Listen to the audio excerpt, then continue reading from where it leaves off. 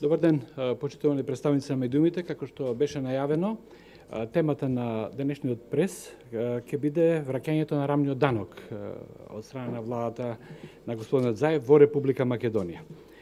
Морам да признам дека некако со неверување ја примевме оваа вест, иако по начинот на водењето на економските и другите политики, вакво нешто можеби може се очекува. На Социјалдемократскиот сојуз им треба 3-4 години да ја спроведат мерката, да стапи во сила за прогресивен данок и зголемување на даноците од 1 јануари 2019 година. Има доволно време да ги предвидат сите последици, а ево гледаме за 10 месеци увидоа дека таа носи штетни последици. Затоа нешто подоцна. Сакам на почетокот нешто друго да нагласам. Ние сме загрижени затоа што имаме партија на власт која се наоѓа во идеолошка конфузија веќе подолг временски период, заснована на погрешни факти. Тоа се гледа и од начинот на практикување на власта, но ево сега малку посистематски во анализата.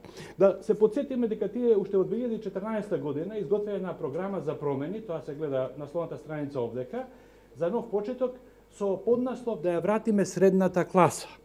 Именно долг период Социјалдемократскиот сојуз и кога беа во опозиција и кога дојдоа на власт, го има ова мото за враќање на средната класа. Ништо не е по-погрешно од ова. Оваа теза се заснова на погрешни факти. Ево зошто. Неодамна, пред еден месец, Светска банка објави извештај за напредокот за економскиот раст на земјите од Западен Балкан, кој што го има насловот растешка неизвестност. Извештајот е јавен документ и може да се најде на веб страницата на Светска банка на повеќе јазици, меѓу кои на англиски и на македонски.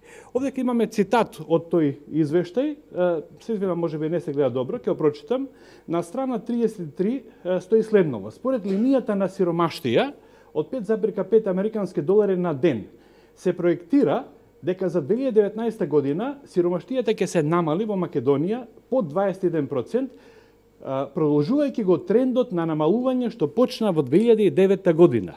Значи, ова го нагласувам, Светска банка констатира дека од 2009 година до оваа година сиромаштијата или стапката на сиромаштијата во Република Македонија има постојан тренд.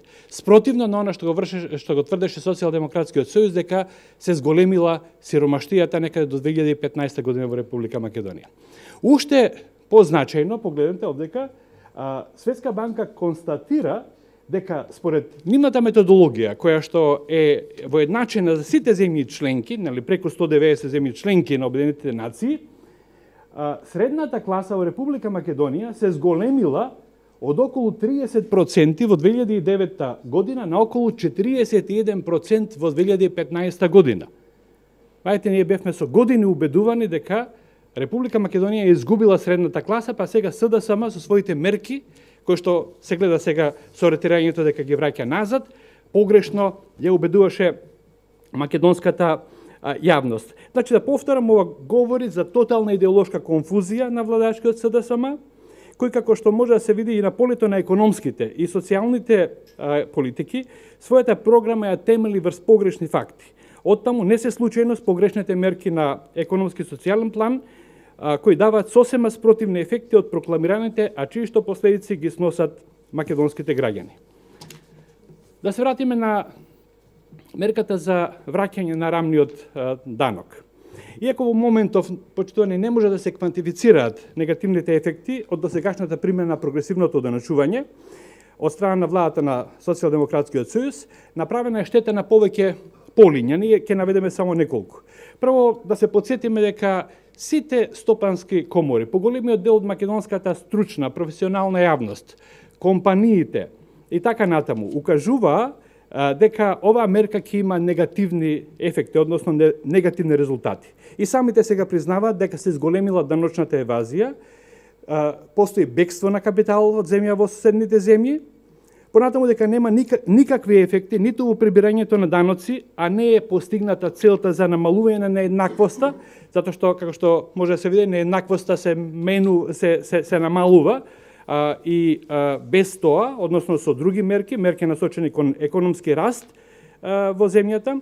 Понатаму, факт е дека како резултат на воведувањето на прогресивното оданачување, она на што ние укажавме и укажувавме упорно во текот на изминатите неколку години, голем број на млади професионалци, особено од IT секторот, лекари и други професии имаат напуштено Република Македонија, што ево сега и самите го признаваат. Понатаму, зголемувањето на даноците негативно се одрази врз привлекувањето на странски директни инвестиции.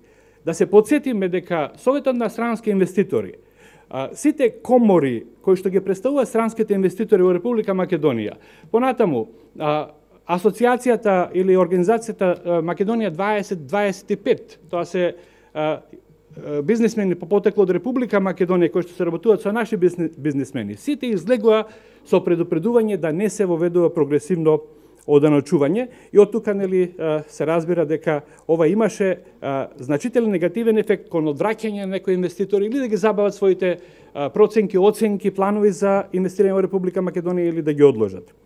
Понатаму зголемената даночна стапка кај закупнините, за речиси 2 пати, ги зголеми кириите за студентите, младите брачни парови и за малите бизнеси.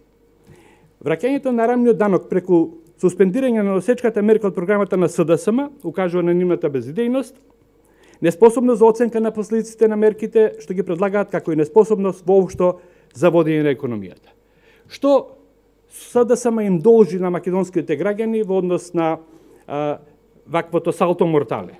Прво, вистински треба да ги вратат парите кај граѓаните.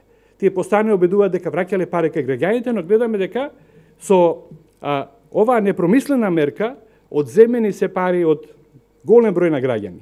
СДСМ мора да ги обештети граѓаните кои платиле повисоки даноци од воведувањето на прогресивен данок. За да нема негативни ефекти во буџетот, предлагаме веднаш да се укине мерката Мој ДДВ, со која и така пари се враќаат кај побогатите граѓани, оние што имаат повеќе да трошат. Затоа што со непромисленото зголемување на даноците, најмалку се удре побогатите граѓани, како што сега се гледа, како што беше прокламирано, туку цехот го платија посиромашни граѓани. Да наведеме само еден пример што го спомнав предходно, случајот со закупнините за станови и деловен простор. Кога на собственикот на недвижноста, што е предмет на издавање, ќе му го зголемите данокот за речиси 100%, тие веднаш прават две работи. Прво, или ја зголемуваат киријата, што ја плаќаат студентите и младите брачни парови кои изнајмуваат станови, или малите бизниси кои изнајмуваат деловен простор, а такви ги има на десетици илјади во Република Македонија. Тие се најмногу оштетени. И второ, издавачите на издавачите на недвижности може да одлучат да не го пријуват договорот за закуп во управата за јавни приходи и со тоа да избегнат плаќање на данок. И второ, предлагаме владата да му предложи на парламентот целосно укинување на овие одредби од Законот за личен доход, што се однесуваат на воведување на прогресивен данок и зголемување на даноците, а не одложување за 3 години. Затоа што ќе се создаде двојна работа. Новата влада, предводена од ВМРО ДПМН, ќе мора веднаш, како една од првите мерки, да му предложи на парламентот укинување на оваа мерка, не неизино одлагање за 3 години. И на крај да заклучам дека, како што видовме вчера, премиерот господинот Зоран Заев се правда дека честно постапиле што си ја признале грешката. Господине Заев, македонските и сите граѓани што живеат во Република Македонија, воглавно се честни, освен во случаите кога насила со непромислени законски решенија и мерки се принудени нив да ги заобиколуваат во борбата за гола екзистенција. Но од владата и од премиерот не се бара единствено да се честни, во што ние се сомневаме, туку пред се да се компетентни и да можат однапред да ги предвидат последиците од сите мерки што ги преземаат, особено во случаите кога има укажувања од сите страни за штетноста на тие мерки. Благодарам, повелете, ако има некој прашање. Ако не е рамниот данок, тоа што е причина за пораст на нееднаквоста и со што може да се Не, нееднаквоста се намалува. Ево можете да видите, значи ова се податоци за Светска банка, Джини коефициентот со кој што се мери нееднаквоста од 42,8% се во 2009 година е намален на 35,6%. Значи нееднаквоста во Република Македонија се намалува и при функционирање на рамниот данок. Кој ќе ги обештети сите оние што платиле, бидејќи пред малку вице-премиерот беше кажа дека ретроактивно ротативно нема да важи силна случајно. Па тоа беше едно од нашите барања.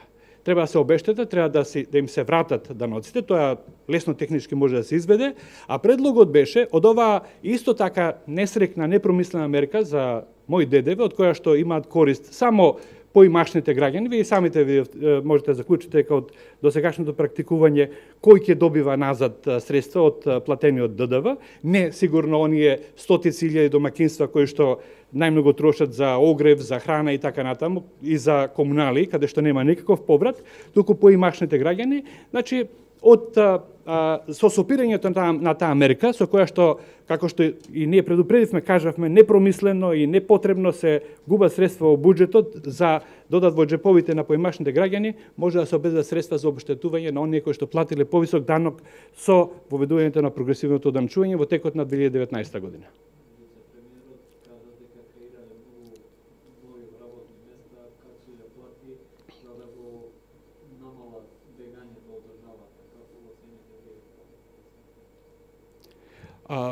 Креањето на работни места, растот на индустријското производство, како што може да се види од податоците, најмногу се должи на работата на фирмите во зоните, што секако е политика која што е зацртана и спроведувана многу однапред, и на проработување на некои капацитети како што е производството на електрична енергија, тето и така натаму.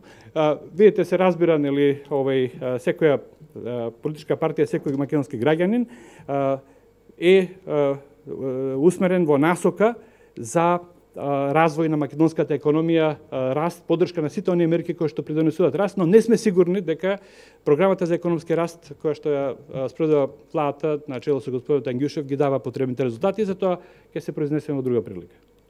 Професоре, во една рековте дека не може да се квантифицираат последиците од Во овој момент. Да, предпоставам се уште е рано.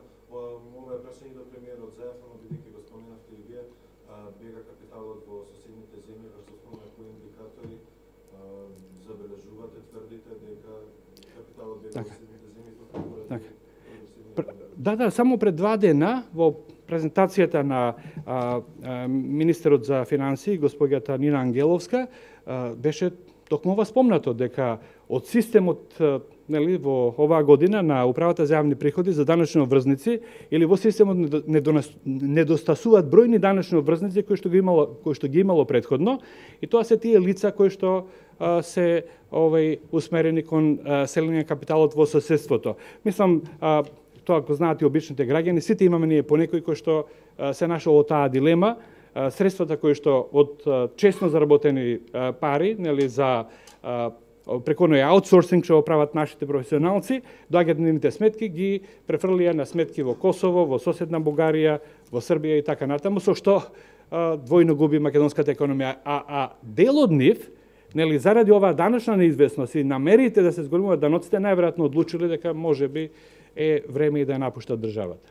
Само што едно кратко прашање, дали предлагате да се укине целосно оваа економска политика или како што ни кажуваат само замрзнување? Да, мислам кажав, добро е сега кога, нели, тие ќе дадат предлог за измени во законот за личен доход во парламентот, да не одат со одлагање на мерката, туку со целосно укинување. Ако не го направат тоа, владата на ВМРО ДПМН ќе го направи уште во првата недела од практикувањето на власта, може во текот на наредната година.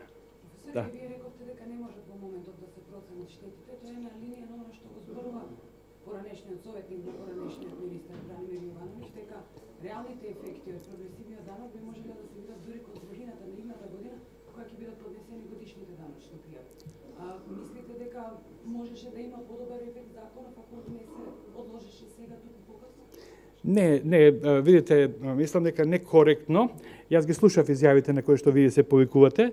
Видите, и без да нема и без да има некои измени во законската регулатива, секогаш затоа што се проектира раст на економијата, да речеме 3%, се проектира стапка на инфлација од 2%, автоматски приходите се проектираат на најмалку 5% зголемување. Така што и без тоа, да речам, ќе имало зголемување на прибраните средства од персонален данок. Така што мислам дека споредбата е неадекватна, а беа наведени и од самата влада и нивните представници, а и ние од тоа што го кажуваме, бројни, да речам, укажувања на тоа дека имаше многу штетни ефекти од воведувањето на прогресивно одоночување. Сега апологетите на прогресивниот данок секогаш ќе наоѓаат некои аргументи, но нели тие треба да ги спротистават на другите аргументи.